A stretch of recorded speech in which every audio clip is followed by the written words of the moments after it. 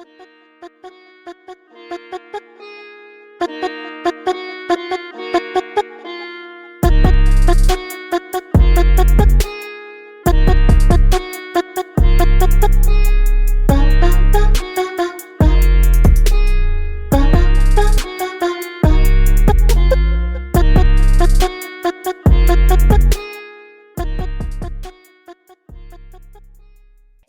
welcome to Middle Fingers Up. I'm your host, Kieran. Okay, and today's guest, I want to talk about this. Today's guest is someone, I guess I found the modern way, you don't bump into people in grocery stores anymore. You bump into people through Instagram Reels, and this is how I discovered this lovely person. But this one particular reel, it did the thing, makes you pause, made me laugh, made me send it to my girls group chat. But then afterwards, it was like, oh, okay. Something is happening here. There's something more here. So it made me brave, made me reach out to him, and I appreciate that he responded so quickly as well. Very open, very kind, very genuine, down to having a real conversation. And you know how we love those kinds of conversations here. So today I'm talking to Shawn Ahmed. He and I jumped on a video consult just to talk a little bit about the process of this recording today. His energy was exactly that chill, that thoughtful, easy to talk to. And then somewhere halfway, my armpits started sweating and I was like, oh shit, he's kind of a bigger deal than I thought he was. And so I had to manage my being in, but not in an intimidating way, not in a loud way, just that feeling of like sitting across from someone who's quietly doing really meaningful things. And that's the stuff we're going to talk about today. Shawn is a South Asian Canadian actor. He's a producer. He does a lot of work in the background. He's got a lot of talent. His work spans from comedy, drama, everything in between. And what really, really drew me, if I haven't already convinced you all, is how his work speaks to people like us, those of us in the in-between that are born in the Western world, come from either immigrant or parents of color. And we're just trying to figure out how to balance that in-between, where we fit in those different worlds in our own kind of way. And I appreciate that there's a lot of us out there that are figuring that stuff out. And so in this episode, we're going to talk about those in-betweens. We're going to talk about Shawn's creative process, the work that he's doing, what he's learning from it. And maybe we'll get some tidbits on things and stuff in the creative arts world. So excited to have you today, Shawn. Thank you for being here. Anything that you want to say about your intro that I didn't say or you want to say, I also want to include this thing about me. Oh, no, I think that was pretty great. Thank you. That was very kind. Appreciate it. Oh, well, you're so kind.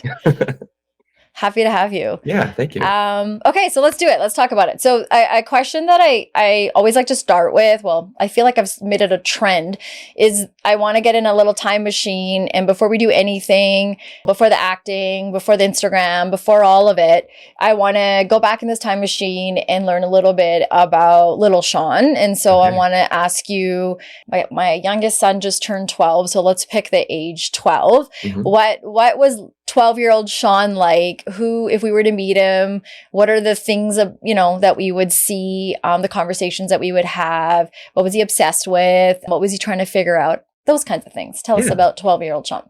12-year-old Shawn was a very excitable child, I would say. I played a lot. I was obsessed with hockey at that time.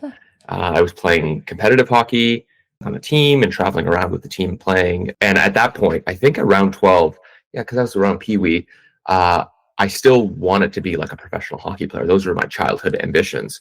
But at that point, I was also learning that I was not nearly good enough or big enough to play because I was super undersized. We had just introduced contact at that point, and I was, for lack of better words, getting the shit knocked out of me every game. So my dreams of playing in the NHL were shattering slowly. And I was like, I was thinking about what else I was going to do. And I always wanted to start a business, and I was very entrepreneurial. I think at that time I was starting to get I had a paper route, and I was raking leaves for people in the neighborhood for like $1 a bag and shoveling snow. And I was always kind of in that space. And I was just starting to learn about arts and performance and starting to do that kind of stuff in school and starting to find a kind of a taste for it there. Yeah. So do you have like a favorite hockey team then? I'm diehard Maple Leafs fan. Okay, that makes sense. Unfortunately, You're from myself that and our entire fandom. No, I'm from BC. I'm a Canucks fan. I've lived in Yeah. Calgary for longer now, I guess, than I did growing up in BC, but I'll always be diehard Canucks. So I can appreciate that. Absolutely. Favorite players growing up? Any that you looked up to? Yeah, I really loved Matt Sundin. He was the captain of the Leafs. I love Doug Gilmour and Wendell Clark. Those were players that I kind of really started. That's when I first started watching hockey. It was like their playoff runs, cup runs that they went on. And those are probably, I like Alexander McGillney a lot. Yeah. Curtis Joseph. Yeah. Cujo. Yeah. I always tell people I grew up in a home where my dad would make me memorize the Canucks numbers and names. Like hockey was very important in my childhood. And so I'd have to always after school, that's what he would make us do. So it's so funny, like how my kid now plays hockey, and they made a little cheat sheet that I keep in my jacket, and I've memorized all the kids' numbers and names. Nice. So I'm like, oh, look, it's showing up now. It's funny. So I can appreciate the love for hockey, especially those of us growing up here in Canada. Actually, one of my favorite players was a Canucks. It was Pavel Bure. Pavel Bure, yes. When he showed up, everyone was like, who is this guy? Why is he so much faster than everyone? Yeah, he was one of the best for sure. He was really great. What did home feel like for you growing up? Yeah, home was, we lived, we're middle class suburban life in Scarborough, which is just a borough of Toronto. I have an older brother and an older sister. They're 10 and 8 years older than me. So there's a bit of a gap. So at that time they were leaving the nest. They had gone to university and were starting their lives. And so around that time, I was starting to go from I live in a family with 5 people to I'm kind of an only child all of a sudden. Yeah. That's so funny. Yeah, that's literally my growing up. I'm the oldest, and then my sister and my brother is 10 years younger. So same thing. We were both 10 and 7 when he was born. So yeah, it's interesting when the olders leave and how that works out being in the home alone with the family. And what about so you want to be a professional hockey player, and then you're starting to figure out the arts world. And so what did you learn early on about what was acceptable to want as a little guy growing up? Well, I think it was always I grew up especially my father, it's a very rational household. It was very logical. Academic success was prized and supported and encouraged. So those were things you strive for in a lot of ways. But they never really held me back from trying different things. They never quite understood it. But I think in a way now, when I reflect back on it, I think, and this continued later in my artistic journey as well, I think they trusted themselves as parents enough to say, hey, whatever he's deciding, we've given him the tools to make decisions. So we have to trust that he's going to make the right decisions. So oftentimes they wouldn't understand, why am I driving you to a singing lesson on a Saturday morning at 9:30? I don't understand. But you really want to do this. And, I was always given we didn't have a lot, but we also didn't grow up in a world where we had nothing compared to a lot of people. So I was very lucky that way and very privileged that way. So I was always given one activity that I was allowed to do. So I was either playing hockey, and when I stopped playing hockey, I was allowed to take singing lessons. And if I wasn't doing that, then I was allowed to do this. Once a week, I was allowed to do a thing that my parents would schlep me over to and encourage. And then also I was working, because I started all my part-time jobs when I was really young. I was paying for a lot of it myself, because I was that was financial independence was also very prized in my family. So it was at an early age, I was taught if you make your own money, you can make your own decisions as well. Yeah. I love that. I love the balance of that. And I think that's a message for those of us that are parents or want to be parents at some point too. It's teaching our kids stability about, education's important and these sorts of things are important, but also not letting go of the joys and the hobbies and the fun. Mm-hmm. And I think we have to grow up so fast, some of us faster than others. And I think kids are so good at figuring out that imagination, that creative space. And if we can hold on to that as long as we can, we're not dying for it as grownups. And, it kind of develops with us if it's possible. But there's many adults that I talk to that are doing the thing, doing the job, doing the life, doing everything they got to do. And then they're I really loved art. I loved painting. I loved singing. I loved these sorts of things, sewing, all that. And I don't do it. And so it becomes almost risky and scary to want to get back into something that was Yeah. such a big part of your identity growing up. So it's cool that your parents were like, I don't get it, but I do get it, but I'm going to get up and support you and drive you and, you know, reduce some of those barriers if I can along the way. That's Yeah. amazing. And I don't think they ever thought at the time, like, oh, this is going to be his profession. I don't Yeah. think they ever were thinking that way. I think they were thinking, like, these are good skills. He should be doing so. He should be engaged in something. Yeah. And if he likes to do that, that's a good thing he should be doing. Yeah. But they were also forcing me in things. Like, I was forced to take Urdu classes. Yeah. I didn't want to, but I had to. Like, so there were also things that they were like math classes. I had to go to those. I wasn't, so it was like, there was always a balance of those things. Yeah. Yeah. And I think the intention was always like, oh, he's going to go off and do, like, I always had a business mind. It always felt like I was going to start a business somewhere. And up until like university, that's what it always felt, where I always felt like I was going. So they were always happy to support whatever put the pieces together to get me there. Yeah. Yeah. So did you know then at a young age when you were going to singing and doing some of this arts creative stuff that is a path you were going to take? Or did you figure that out later or stumble upon it? Like, how did you learn, oh, this is what I'm going to choose to do? Yeah, I went back and forth on it actually. At first, I think it was just like a pie in the sky. It was just a dream. Like, it was just like, oh, this would be amazing if I could do this.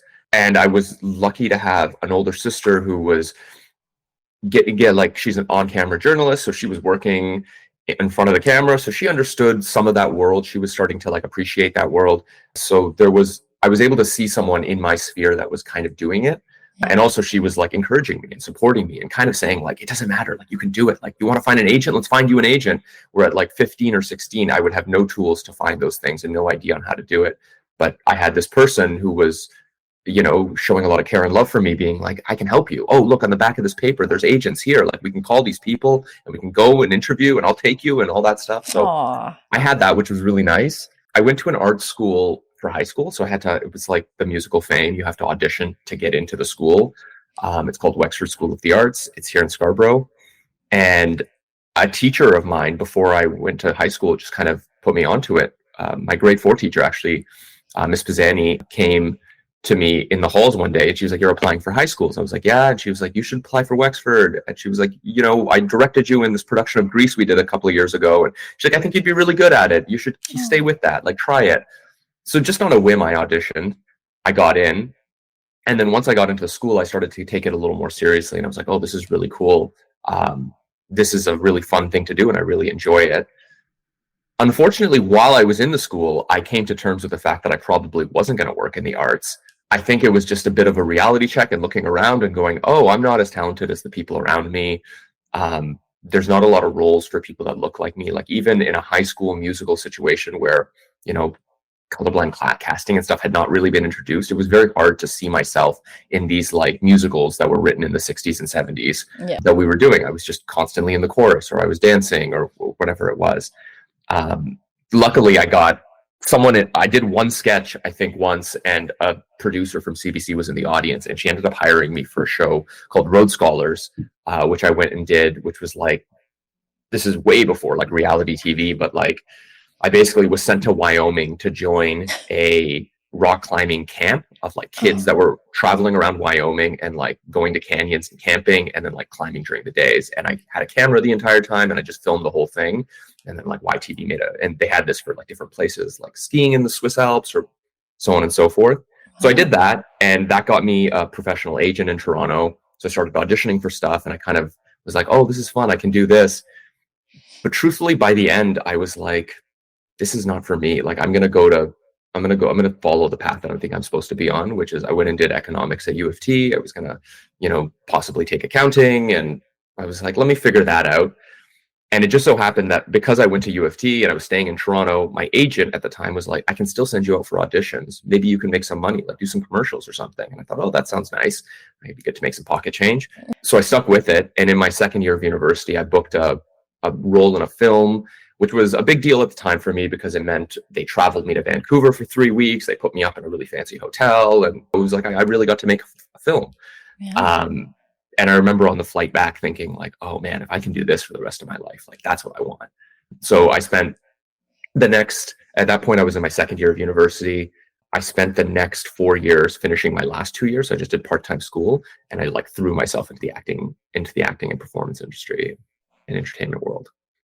That's amazing. Yeah. That's so cool. And like you've had cheerleaders along the way. If it wasn't your sister or your teacher or even this agent, like people saw something in you that maybe you had to kind of grow into to see yourself too. And so that's really cool to have people helping you pave the way, or at least saying like, Yeah. stick with it, try it, let's just see what happens. And I love that. I love, it's like huge shout outs to those people for, 100%. especially when it's a creative world, because often many of us, and it's not just like in our own BIPOC community, but just like in general, it's such a wishy-washy world to be in. And so people like, oh, you're not going to make money, or that's just for fun, or high school or what. So to have people along the way be like, dude, like keep going, keep going.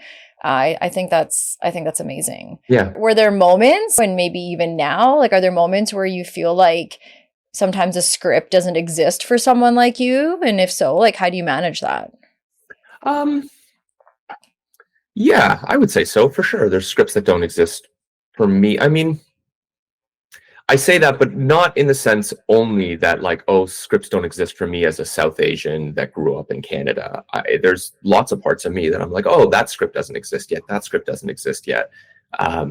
These aren't obstacles for me. These are just things that I think I can help change, because I also have the producer brain and I love producing. And part of that is that you have a lot more agency when you produce, because you're at a part when you start the project and you get to decide what it's going to look like, who's going to be a part of it.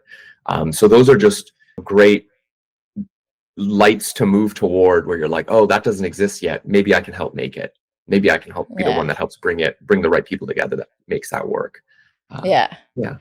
How do you approach creating in a way that feels real, genuine, like authentic? That's the buzzword these days, right, to you. I just let my taste guide it. If it makes me laugh, that's good enough. If it makes me think about something, that's good enough. If it's something that I've been maybe ruminating on, like an idea or a thought or a piece of my family or something that I'm like, oh, this is something I've been thinking about a lot, usually without trying, it's going to start to open up in a way where I'm like, oh, that could actually be connected to this type of story. Oh, that would be a really cool horror film. Like, oh, that would be a really great comedy.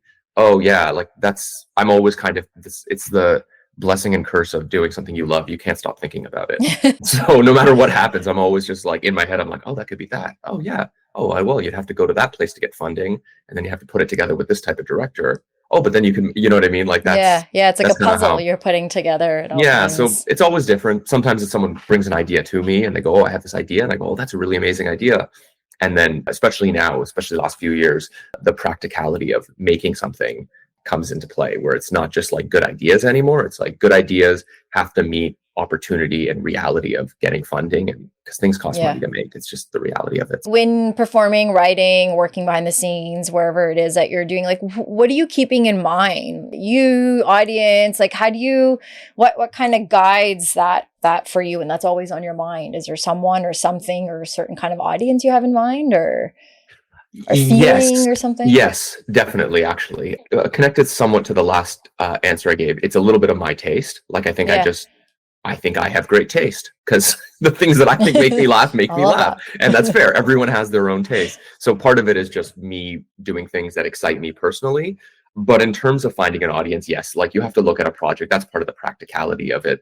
You have to look at a project and go, who is actually going to watch this? Who is this for? Because not everything is for everyone. And oftentimes the most interesting projects are a little more niche, speak to a little more of a specific subset of society. And that's great. So then you have to figure out, okay, how am I going to identify who those people are? How do I relate to them? Usually in some way I have to be connected to it to understand who they are, to make art for them. And you give yourself over to that, I think, in a lot of ways. You make art. Once you know your audience, you go, okay, I'm making this for them. I know who I'm making this for. So anytime there's like a fork in the road creatively, oh, do I use this joke or do I use this joke? Do I use this or this? It's usually, you trace it back and you go, okay, well, what would the audience appreciate more at this point? And that can sometimes be like the deciding factor on two things that you look at and go, oh, these are both objectively strong ideas, but I can only choose one. I think the audience, this would actually resonate with them more. So yeah. So then have there been moments, whether it's like comedy or just artistic sort of decisions, that have surprised you by landing different than you expected? And that could be good or bad, but like just, I didn't expect it to go this way, and then it's landed different. Yeah. Yeah, Oh, I all the just the time. yeah. I was like, All okay, the time. okay. I'm constantly surprised by what audiences find amusing, what they resonate with. Like, I can only guess. I can only guess at what people want and use what I like and kind of feed that through. I'm trying to think of a really good example. Like, Yeah. okay, so doing a play, for example, when I was, okay, so right before COVID, I was in Edmonton doing a show, a theater called the Citadel Theater there, and we were making a comedy. And we were at the point of rehearsal where we had just done all of our tech work. We had moved the show onto a stage. The lights were done, the costumes, everything was set. And we were going to do a dress rehearsal the next day. And we were called into the theater and we were told, hey, this thing COVID is getting beyond out of our control. We're shutting the country down. Like, they're all going home tomorrow. And we were like, okay. And then they were like, but we really want to make sure we do this show at least once in its entirety. You guys have been working on this for a month now. Like, we want to make sure we get it done. So we did the show once for archival purposes. They filmed it and they brought in a lot of artists from the Edmonton theater community to watch it. And it was like a real turning point for me, because I realized art is not what an artist makes and puts out. Art is what an artist makes and puts out and where it's met by the audience. So it's really something that exists between the artist and the audience's imagination. That's what makes it unobjective. That's what makes it like biased so often, because it's like, what are you tapping into in someone else's imagination as an artist, so that you make this thing in the middle that changes, especially in theater, it changes on an evening to evening basis. So on stage, oftentimes a joke will land with 50% of the audiences and it won't land with the other 50. Well, why is that? You could do the exact same thing, but it might just be that that audience has this experience and this audience does not. So I'm constantly being surprised and curious about what that is. And I think there are certain universal things that we all latch onto, and we think about them in different ways, but we all can kind of understand and appreciate them in a certain way. Yeah. I think you just did a lovely job describing what a relationship is. You kind of give and take, and you don't always know. And whether, human relationships, these things sort of happen all the time too. People that we love or people that we meet, coworkers, friends, all these people on the street, someone that barely knows you gives you so much praise. And then people that know you so well are like, oh, that kind of sucked. It's like, it's always interesting how, like you said, these sorts of conversations or experiences land. And I think that's the joy, if we can go through this world not expecting that we know or that to assume. Because I also think that takes away the creativity too. If you already know how something's going to go down, like where's the fun? To me, I would think the process in the back and everything you guys are doing is the magic. And we see the finished product, which is great and we love it. But what you guys are doing in the background to get to that place, I would think, that's my opinion, is where a lot of growth, a lot of stretching, a lot of sorts of things go That's down. where the rigor comes in. Like, there's nothing more deflating than working on something that you think is funny, releasing it or doing it in front of an audience and realizing this is not funny anymore. This is not funny. Yeah. And you're like, well, why were we all laughing at this? And it's like, then you have to kind of go back and you're like, oh, we were laughing because we made this joke on day one and we thought that was funny. So we riffed on that. But by the time we got to the point where we're presenting in front of an audience, they don't know any of that. So we kept thinking it was funny. We kept enjoying it, indulging in it. And then all of a sudden you release it and you're like, oh, no one resonates with that, because we got, that's the rigor of the artistic work, is like being able to cut through that stuff and go, no, let's really think about what an audience is going to receive from this from scratch without any of the context that we've placed into it. Yeah, that's so well said. I'm going to shift gears for a second. I want to ask you this without assuming we had the same experience growing up, because I don't know that we did, and I don't think we did. For a lot of kids that are raised by immigrant parents of color, and you kind of tapped into this earlier on when you're talking about little Shawn growing up, there's usually this clear idea of what, like, quote unquote, a safe path is. And a lot of people in our community, I mean, I can only speak as a South Asian, but I think a lot of people experience this. You sort of follow the sacrifice of your parents' obedience, the guilt, all these kinds of things, and go down a path that your parents have kind of asked you to or told you to or whatnot. So you sort of shared how you ended up, you went to school, you went to university, and then how acting came about. I just want to ask you, for those out there, because a lot of your story to me speaks to this risk that you took, the unknown world that you sort of like went into. And so for a lot of people, they want to do that, some of these risky things, like creative risky things. I'm not talking about like unsafe risky things, but there's a worry of what others are going to think, all these sorts of things. And so like, I'm really curious, like, what would you say to those that are listening that are like, oh, well, that's different for Shawn. That's Shawn's path. That's not something that would work for me. What would you say to those people that are dying to do something creative and exciting, powerful, beautiful, but are like, I'll just keep doing my everyday thing? Yeah. I mean, the very, very short answer is just do it. I guess I would say I have to recognize that I had parents that didn't, like, when I brought up ideas of like, oh, I'm going to get an agent, oh, I'm going to act in this show, or like, oh, I've got cast in this thing. Yeah. I know that there are a lot of parents in our community that would be like vehemently against that idea because they don't understand it. Everyone's afraid of things they don't understand. I got really lucky where I at least had parents that were like, okay, if oh, okay, that sounds nice. If that's what you want to do, I guess that's what you can try. It depends what kind of artist you want to be. So assuming you're choosing an art that is something that is still being bought and received and by an audience in some way, shape, size, or form, it's never been easier to get your art out there right now. We're all finally connected in a way that is, although obedient to an algorithm, very much we have an opportunity to make something that is personal to us, that is artistic to us, and find an audience that will want that. That doesn't mean you have to give up your day job right away.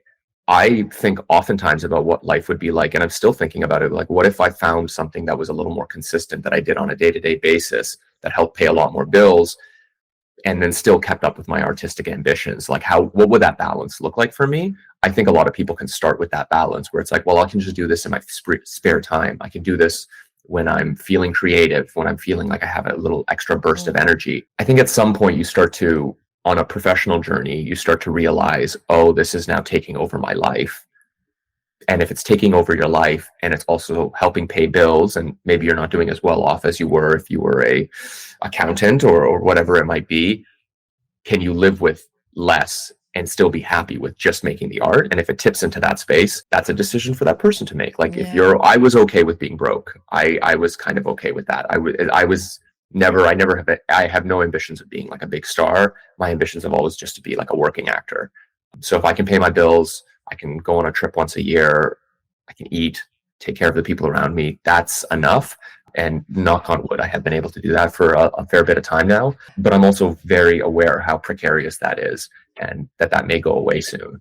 So for those that are thinking about it, I would say try it, and you will feel at some point like, oh, now is the time to turn. Now is the time to like put my entire life into this. And if you're okay with living with less or giving up some of the comforts that a steady job may give you, then do it. And if you're not okay with it, that's totally fine as well. Like, I know lots of people that are like, I don't understand how you live, not understanding like paycheck to paycheck, or not paycheck to paycheck, sorry, like not being able to plan 2 years in advance sometimes. That's just it. Yeah. So how do you manage this relationship with yourself, working in an industry, like you said, that's not a salary job? You're not guaranteed what you're going to get paid. And I would imagine there's ups and downs in there, and your value, the work you do, something wonderful at a 9-to-5 corporate job, you get a bonus at the end of the year. It's often balance. I think it's just as I'm getting older, I'm learning that. I think when I was younger, I really wanted to do like one thing and I would just fly in that direction. And I think that's okay when you're in your 20s. But as you get older, you start to go like, I need to be able to manage several different expectations at once: financial expectations, relationship expectations, career expectations, artist expectations. But I don't really have like a secret pill on something like that. Like, I don't know. I just try and do it honestly and truthfully and hope for the best. I appreciate that. You're genuine. See, that's what we said in the intro. You're a very down to earth, genuine person. You say it like it is. And I think what I hear in the like in betweens of our conversation too is you're process oriented. Like, you figure it out as you go too sometimes, and you don't need to know everything. And the unknown is such a big part of all of our world. And I think many of us struggle with that. And so we try to find control in all these other places in life, whether it's our relationship, our job, looking a certain way, all these kinds of things. And so I think it takes a toll on us as individuals. And I don't think we're meant to live like that, especially most of us. We don't know how and when we're going to go. And so I really appreciate in the way that you live. And I think that keeps us young. Like that keeps you young longer too, because there's this like hunger inside, I would imagine, in a bit of a different way than what you're going to get when you're going to get it, sort of thing. And that's great too. Like I'm not shading on anyone's life or whatever, but just in the way that your process, your journey is, I think there's a lot of risk taking, and I love that. I think it's really cool to be, and I'm just on the outside, right? I'm not living in your shoes of like, oh yeah, you think it's cool, try doing it, sort of thing. But I just think it's like, it's different. It's not necessarily something that we're all doing, but I think we're all somehow secretly wanting something like this. And so it's healthy in the way that it's happening. And I said a lot, and sometimes I say a lot without saying much, but I'm just trying to like, somehow compliment you, but I don't know if it's like coming out or what. I don't know. I would say a lot of it is you have to love the process of whatever you do. I think when you work like a corporate job, you can be okay with just the end result, because you can look at the end result and you can say, I work hard, whatever, it sucks, or maybe it doesn't suck. But at the end, I get this dollar figure in my bank account. I get to live a certain type of life and I get to enjoy my life. That's fantastic. That's okay to be like end goal driven in that way. But I think especially in art, and for me personally, like it can't really ever be about that, because if I'm only thinking about the end, I'm probably muddying up my process that makes the end any good. So I'm really lucky that I found at a pretty young age what I really love to do. Like I love to perform. I love to create. I'm really lucky that I found that. I started to write many years ago because I thought, oh, well, I'm not working as an actor, let me write, which is a natural path that a lot of artists go down. And I realized several years after doing that and going down that path, I realized how much more I loved acting than writing, because although I loved making stuff as a writer, I realized that I was like, I don't have the heartbeat of a writer, in that I would talk to some of my writer friends and they would be, oh, I wake up at 6 a.m. every day and I write for 3 hours before I go to work. And I'm like, I could never do that. I would never, I would wake up at 6 a.m, hit snooze and go right back to sleep. I'm like, I don't have that engine in me. But as an actor, I do have that. I can go on set for 15 hours, wake up the next morning at 5 a.m., put an audition up that takes 45 minutes, and I got to do the hair and the face and everything. You got to put it up, and then go straight to set and do another 14-hour day. Like I have that engine in me. So I'm lucky to have found that. And I think if someone in their life recognizes that they have that thing that's like, I love doing this and I can do it when I'm so tired and so bogged down with life, I can still make this work and find joy in it. That's like, just live in that space for as long as you can, because I think a lot of good things come out of there. A lot like you've got this podcast and you've got a whole life and you do all these other things as well. But like you love this. So and this is something that keeps you up and you're thinking about it and it's exciting and you make time for it. I think it's like one of those. 100%. I absolutely relate to that. When we like kind of focus a little bit about the work you've done, and you've done quite a bit of work, pretty impressive resume there. Okay. What would you say you're most proud of in all, because you've done comedy, drama, sci-fi, procedural TV, like you've done a lot of things and you've produced, as you've talked about. So if you could pick one, if that's possible, where would you say, oh, I'm so proud of this piece of work? Yeah, I'm proud of a lot of the work I've done. And I say that with as much humility as possible. I recognize that it takes a lot of work to get something up, and when it happens and it's good and you get the all the accolades or whatever that come along with it, that feels really nice. It's a really nice thing that happens for someone. I guess maybe I'll talk about something I'm currently working on that I'm quite proud of at this moment. I read a show called Witch in 2020 and I thought, wow, this is a really good play. This is a really great play, and no one had produced it in Canada. And I did a reading of it, and my wife, not my now wife, girlfriend then, saw me in it. And she was like, that's a really good role for you too. And like, that's a great play. And I was like, man, I hope someone brings that play to Toronto one day and hopefully maybe I can play that role. And she was like, you can do that. What are you talking about? You have a producer brain. She's like, no one's going to do it for you. Like, you should just do it. So then began a 5-year journey on putting a team together for the play, getting the rights, funding it, and then finding a theater to present it at. And we're currently in rehearsals for that show now. So that was 5 years ago.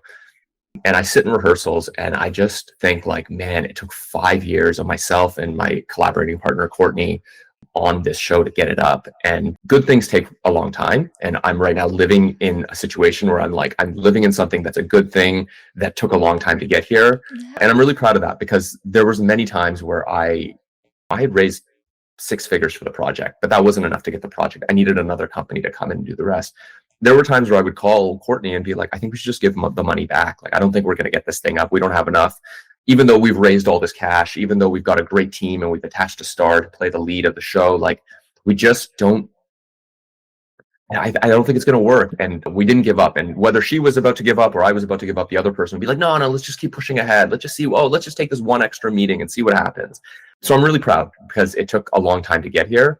And now we're in our A1 situation, which is a big theater company in Toronto, Soul Pepper Theater, has picked it up and put it in their season. And they've basically like scooped the entire project up. They've put the rest of the cash in that needed to be put in, and they're producing the whole thing for us now. And now I just get to be an artist in it, which is really nice. So cool. Yeah. So that's, go. I don't that's something I'm just really proud of, because it reminds me of how really good things take a long time and a lot of patience and persistence, and a good reminder that when you're in the trenches and you just feel like giving up and you're like, this is never going to happen, when you don't give up and you get to see the light at the end of the tunnel, you're like, yeah, that really was worth it. Like, it was all worth it. And I can say that now.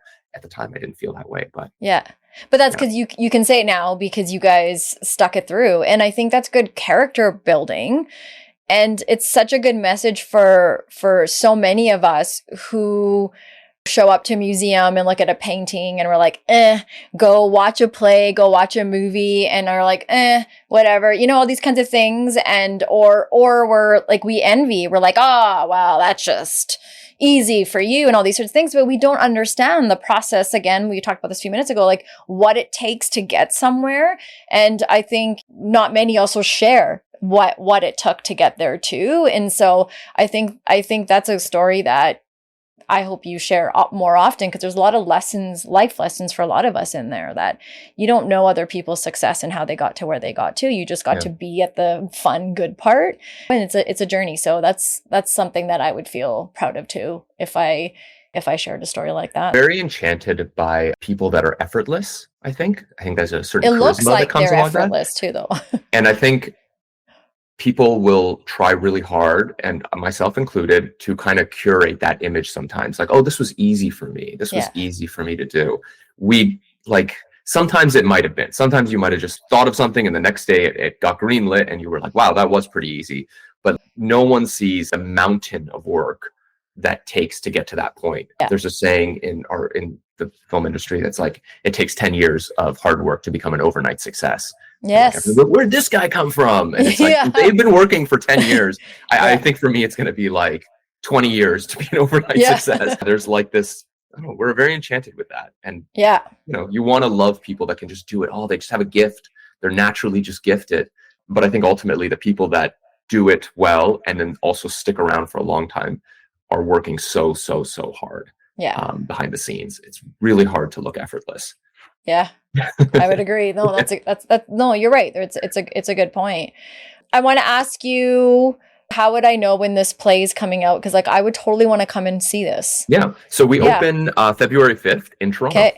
Okay, in Toronto. Yeah, perfect. Yeah, Soul Pepper Theater. It's called Witch. February 5th is opening, and we'll run for at least a month. That's awesome. Okay, well, maybe my path will bring me out there. Yes. I would love to like see that's, especially after you sharing the story of the hard work and the blood, sweat, and tears that you put in a project, and that it's a really great play. It's kind of reckoning with the idea of like, how do you move forward in a world if you have no hope that things will get better? And I think we all kind of live in a space, and I think right now with our climate and our socioeconomic situation and everything that's happening in the world, I think a lot of people don't have hope that things are going to get better, and we're trying to be hopeful. And it's like, the show kind of begs the questions like, well, what if you just decide you don't have hope? Then what do we choose to do with our lives after that? How do we move forward? And it's very funny. It's a very dark play, and it's asks a lot of like really interesting philosophical questions.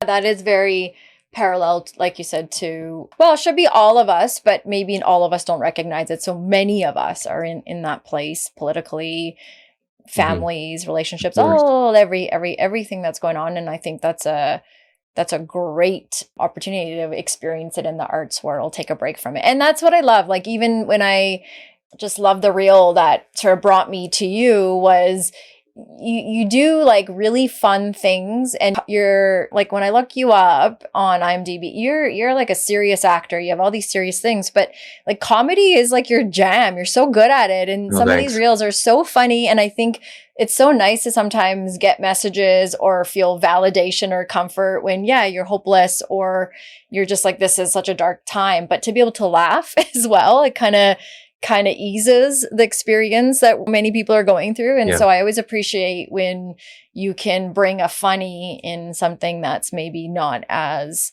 light. And I think it takes skill to be able to do that as well. Yeah. Laughter is, I think it's just universal. And in that, if someone laughs at something, there's something that in that is funny to them, meaning like something is truthful, something subverts expectations. There's something in it that makes you think about something in a different way. That's what makes you laugh. And I think that reaction is involuntary. So if people are laughing at something that you're doing, you've made them think about something in a way, or helped them understand something in a way that maybe they didn't think of before. Yeah. That's so true. Very true. Yeah. Because it's like not expected at all. When it comes out, you're like, oh, why is this so funny? And we all have such a different gauge of course, what we find. We think we know, we find it funny, but we don't know until the laughter comes. We're like, oh yeah, I guess that is hilarious that thing is happening over there. So is there a role or work that you've done that stretched you the most?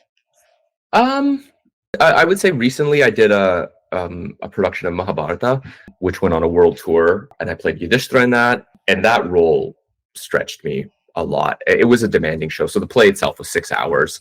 So it was just like physically, emotionally draining. It was two separate plays that you would oftentimes watch in the same day. So you'd come see part one, and then you'd come see part two. And we basically told, not the whole story, obviously, but we focused it around the Pandavas and the Kauravas and their war culminating in the Battle of Kurukshetra. And just, again, like, I think it was just the demand of that show wasn't just showing up and doing a play. There was like, it was very physical because the show was physical. It was emotionally draining.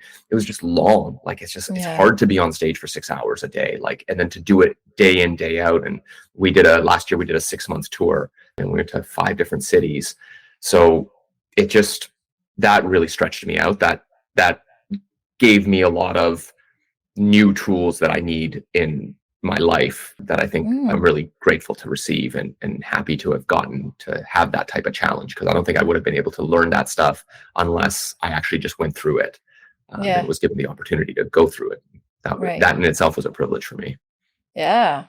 You speak so positive about some of these experiences and good, bad, ugly sort of situations. And I think that speaks very highly of you as well. It's like, it's a learning moment as opposed to that was really crappy or what. And you talk a lot too, the appreciation of being able to be given some of these projects as well, or earn them, or however you view that. And so I think 6 hours though, no matter how appreciative I would be, that's a lot.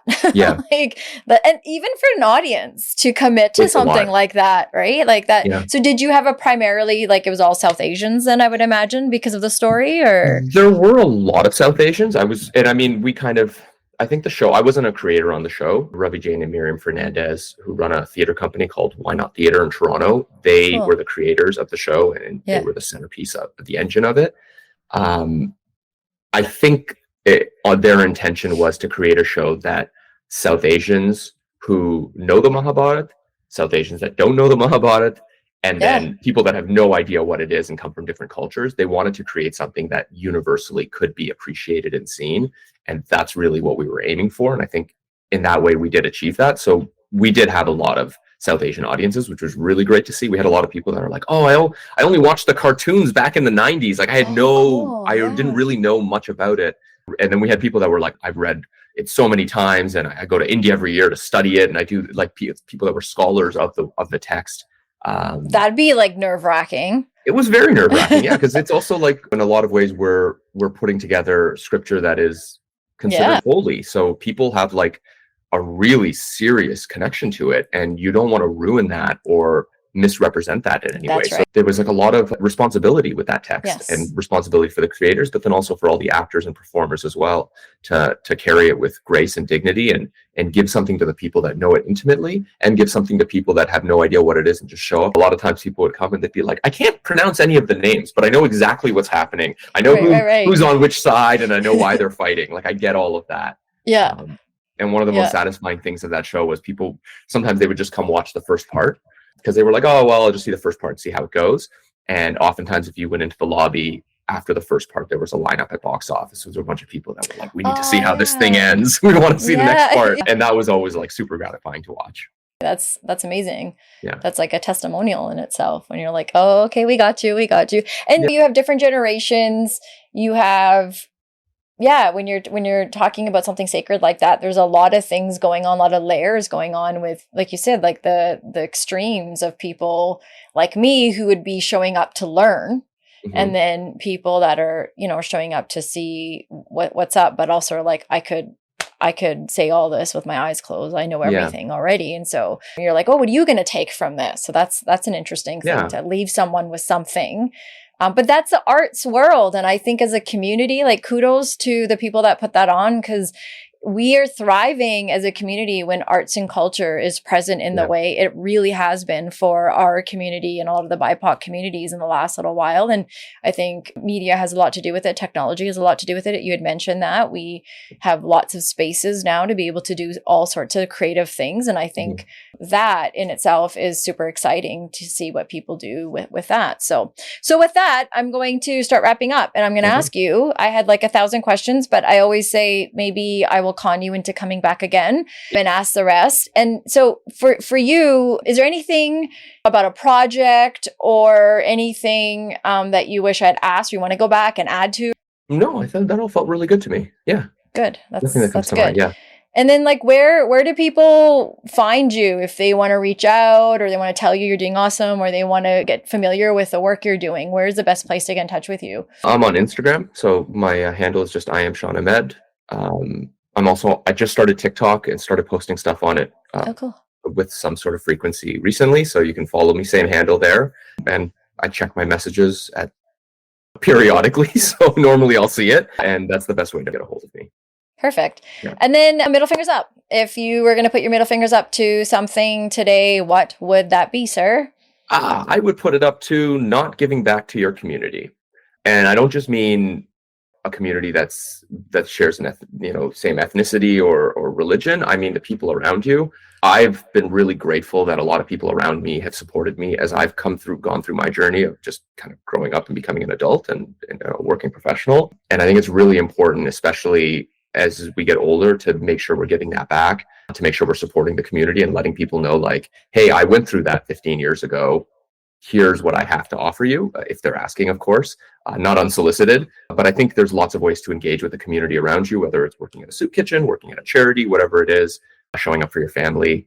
I think that's really important. I think we're in a world where everyone's very isolated and feels like they can do everything themselves.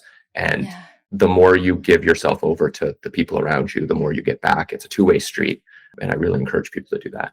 Yeah. And I just want to say, I know you don't need any compliments or whatever, but you're living that, right? I message you, I'm just who I am. And you gave me your time. And I think time is such a huge gift. We only have so much of it. And you were so quick to respond back. You were super pumped. I gave you like 30,000 ways out of this whole thing too. Like, oh, if you're busy, oh, it's okay. Even the other day when I confirmed, like, listen, I can reschedule. And you were like, no, like, shut up in the nicest way. Like, we're on, it's all good. And so I see that too. And I think it's one thing saying it, but it's another doing it and role modeling it. And I feel that's what you're doing. So I appreciate that because I think we're all starting somewhere and some of us are further ahead in a process than others. But like you said, we are isolated and we're all humans and we do better when we come together. So today's conversation is going to inspire other people in all sorts of ways. And if not just me alone getting this time with you. So I super want to thank you for your time today and like your process, your perspective, like sharing all the things that you did. That was very generous. So thank you. No, you're so welcome. No, it was such an easy decision. I'm really happy to do it. I do have a lot of people that reach out to me from time to time that ask me for help and advice. And if I have the bandwidth, I always try to make myself available.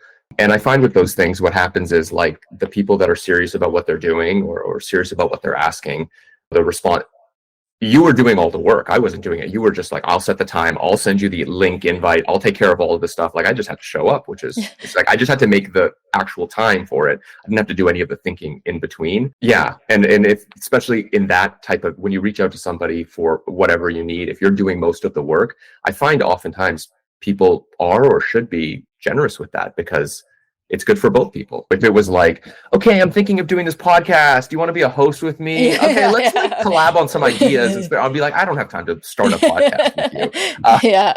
You know what I mean? And like sometimes an actor will reach out to me and they'll be like, yeah, I really want to get an agent. I'll be like, okay, cool. Do you have any experience? Like, what are you working on? And they'll be like, no, I haven't done anything. And I'm like, okay, you should take some classes. And I'd be like, where do I take classes? And it's like, now I'm doing the work. I'm like, now I am your agent. On Google. Like, I've given you the first step. Is like take classes. If you message me in 6 months and you're like, I took 3 classes. Now what do? I'd be happy to respond. No one's going to do the work for you, but if someone else is doing that work, of course I want to collaborate, work with them, and meet with them, and all of that stuff. It's exciting for me. Yeah, for sure. And likewise. So any last words? You get to end the episode with whatever you want to say at this point. So anything you want to say to anyone or whatever, this is your time now. I would just say, first of all, thank you again for having me on. I would say life is a funny thing where right now I'm currently in a space where I'm learning how to have a certain amount of Teflon on dealing with bullshit that gets flung at me and trying to proceed from a place of kindness instead of anger. It's easy to get angry at what's going on around you, and sometimes that can lead to some really great decisions, but there has to be kindness in there somewhere. You have to be doing it for somebody in some way, shape, size, or form. And I just find that's a better way to live and a healthier way to live for my mental health, at least. So I would share that with whoever's at a crossroads. Well said. Thank you. Thank you for coming on today, and good luck with the play. Really excited for you. So, and all your other projects. So yeah, thank you. Really appreciate that.